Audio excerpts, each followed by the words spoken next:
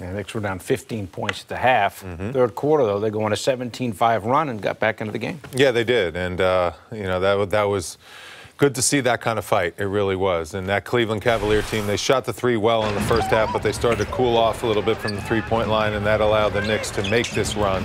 Dennis Smith Jr., he's kind of just didn't seem like his normal aggressive self. I don't know if he was under the weather. You know, we got to find out if he was under. He just didn't look right. Yeah, he didn't. And finally, Kevin Knox gets a bucket to go. Look, Kevin Knox is always looking at the referees. He's got to stop worrying about the referees and start playing basketball. Yeah, 5 of 16. Start knocking down shots like this. He's just in a rut, shooting the ball. You know, he's 5 for 16. He's getting good looks.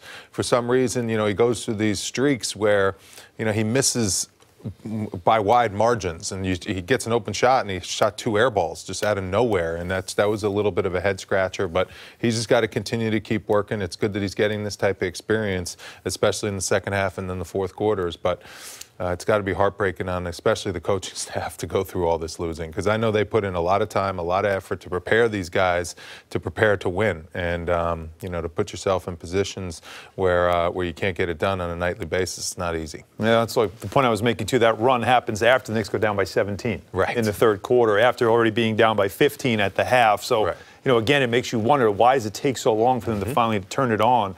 That's an issue, obviously, that the coaching staff has to deal with. You mentioned three-point shooting. The Knicks made 7, Cleveland made 14, and they had their chances. The Knicks down the stretch, 2 or 3 wide-open threes that if they had gone, the outcome probably would have been different. And the zone worked very well. And we've seen the zone work a couple times and help the Knicks get that one win at Charlotte when they had that tremendous comeback. But here's the fourth quarter, and here's the Mitchell Robinson highlight reel. A couple of them from Mitchell in this game, just showing you just throw it at the rim, right? That made it 95-91, so we have ourselves a game here.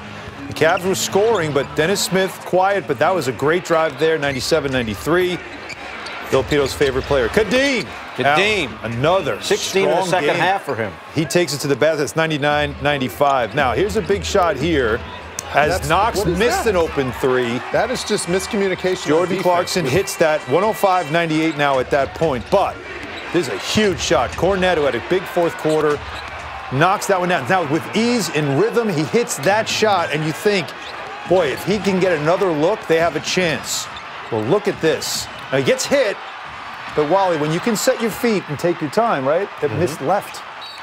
Tough shot there, great look. Now, here's the last play, Wally. Yeah, and this was a well-executed. Dennis Smith makes a risky pass. John Jenkins, good look, right on line, just long. And then I thought Dennis Smith Jr. could have leaned in and gotten the foul. Try to get the foul, yeah. He could have gotten 3 free throws possibly there, but Knicks down 3. Can't get the last-second shot to go down, and that's just a heartbreaking, tough way to lose, because that Cavalier team, you know, they know how to give away games too. they try. It's their 12th win of the season. I know, and they tried to make it really interesting down the stretch, but Knicks just couldn't take it. You know, they had 2 shots right there that were right in their hands, and it's tough. This is, honestly, this is a game that we talk about. You know, defense has to be better.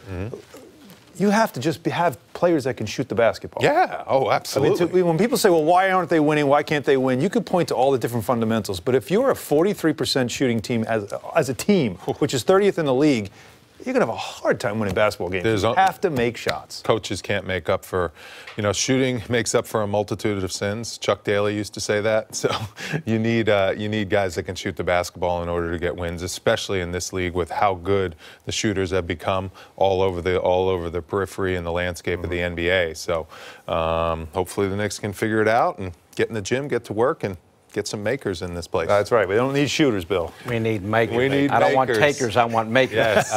An old Knicks coach used to say. All right, Kadeem Allen, though, he shot the ball well. Yeah. He's getting his opportunity because of the injuries to Moutier and Ntilikina. And, man, is he making the most of this opportunity. 25 points tonight after he had 14 career highs Saturday against Toronto. Well past that number tonight. And he's very effective, Wally, at getting to the basket.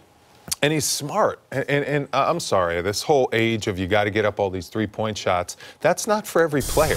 Some players just don't want to be out there jacking up threes all game. He's old school. Allen, to me, is old school. He takes shots he knows he can make. That's what you should do as a basketball player. Don't just shoot threes because that's the new wave and the analytics say you're supposed to shoot threes.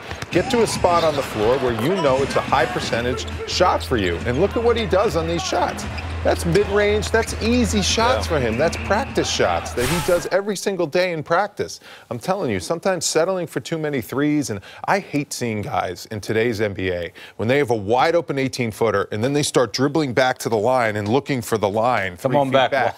It's like, no. Come on, take the wide-open 18-foot shot, make the wide-open 18-foot shot, and stop settling for all these threes. Certain guys can do that, the Steph Currys in the world and the James Hardens, because they have endless range.